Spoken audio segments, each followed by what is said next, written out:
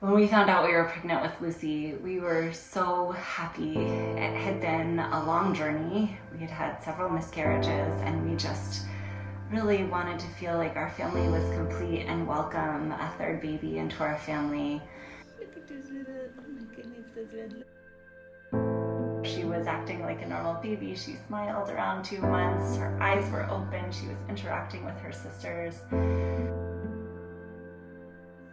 And Lucy got some sort of virus, just a mild, head cold or stomach bug.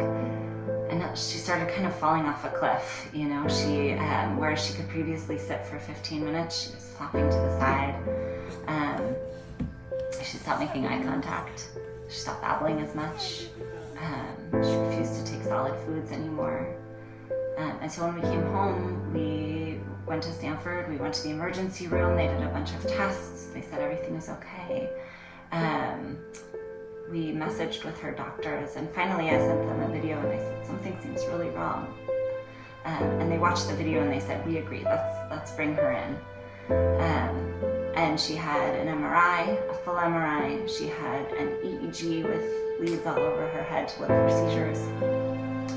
She had a spinal tap. She had a nerve conduction study. I think that one of Lucy's first thing she ever said, if she said anything with any meaning ever, was ow, because it was a tough couple of days for her. But everything looked great. Her MRI didn't explain why she was falling to the side. She didn't have seizures. And actually she started to get a little bit better after the hospital. But on April 18th, we got a text message from Dr. Rushnikov that said Lucy's genetic tests are back and I'm a little concerned. Let's meet in an hour. And so Zach came home from work and I held Lucy. We took a bath, tried to make the minutes pass faster, and we learned that she has 2 bad copies of a gene called PGAP3. And Dr. Rushnikov told us while we held Lucy on our lap that she would probably have severe intellectual disability, that she might never walk, that she is likely to develop very refractory seizures, and that she will never talk, and we'll never hear her say mama or her sister's names.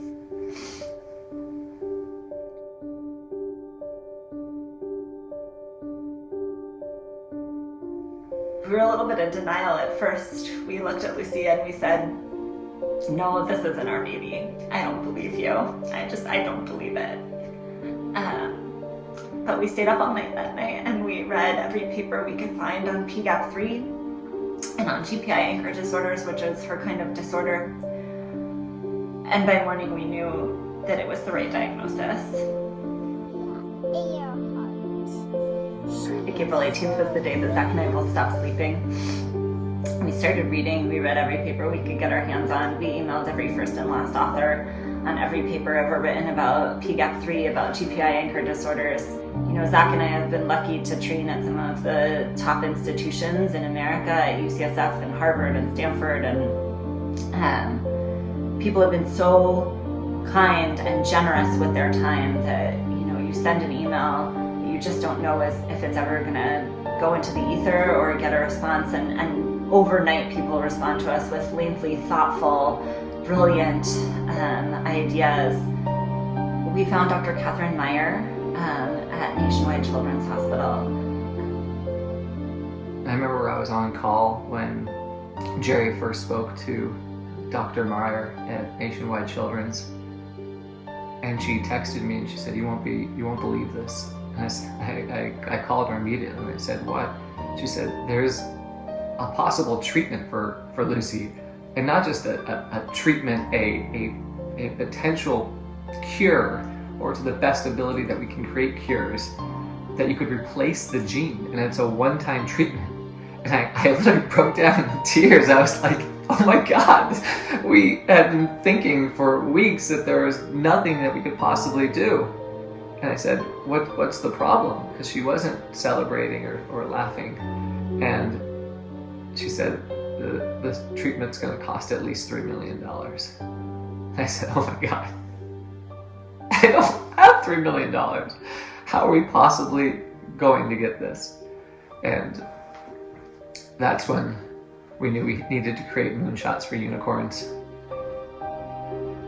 Lucy's amazing. She's just the happiest baby who brings so much joy to our lives. She crawls awkwardly, but she crawls. She plays with her sister. She loves music. She can pull herself up to stand, and then she'll look at you and grin like she's so proud of herself because it took her a lot of practice to do it. She's so resilient. If any other baby fell and hit her head as much as Lucy did and then persevered and just kept trying to do new things, I'm so amazed by her. There are no guarantees. This is science. Science is messy, but this is the absolute best chance we've got, and it's worked in so many different diseases before. I think if we can get gene therapy to Lucy in the next 18 to 24 months, the sky is the limit for her. And we've noticed even since the time she was in the hospital, when every doctor who was in the room commented on what a just smiley, happy, chatty baby she was, that she now goes whole days without babbling sometimes. And it's really common talking to other families in the PGAP3 group that babbling stops around 15 months and Lucy's 14 months. And I'm just gonna miss her little voice so much that I just try to take a video so that I can hear it when she's older, in case we can't make this work.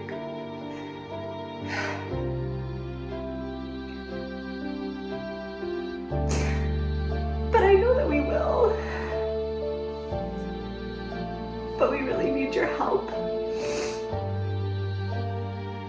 Gene therapy is really expensive, and Zach and I have devoted our entire life savings and resources, and our family's savings and resources, and everyone is behind Lucy. But I think as a parent, you can understand how you would do that. If your child fell off a boat and they were drowning in front of you, you wouldn't ask how cold is the water, or how deep is the water, or what's the weather, or will you ever be able to buy a house someday? You just jump in and get the baby, and that's what we're trying to do here. Please help us if you can.